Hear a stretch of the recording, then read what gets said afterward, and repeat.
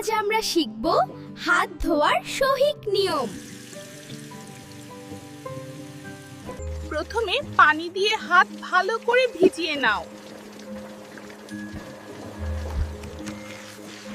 তারপর সাবান নিয়ে 2 হাত ঘষে ফেনা করো। প্রথমে হাতের তালু দুটো ভালোভাবে ঘষবে। এবার হাতের পেছনটা ঘষো, যেন জীবাণু পালায়। আঙুলের ফাঁকগুলো ভুলবে না, এখানেও জীবাণু লুকিয়ে থাকে।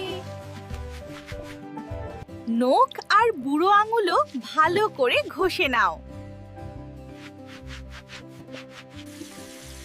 কবজি পর্যন্ত পরিষ্কার করলে হাত হবে একদম ঝকঝকে। এবার পানি দিয়ে সাবান ধুয়ে ফেলো আর টিস্যু দিয়ে হাত মুছে নাও। হাত পরিষ্কার রাখলে অসুখ দূরে থাকে। প্রতিদিন ঠিকভাবে হাত ধুতে ভুলো না। Bye bye.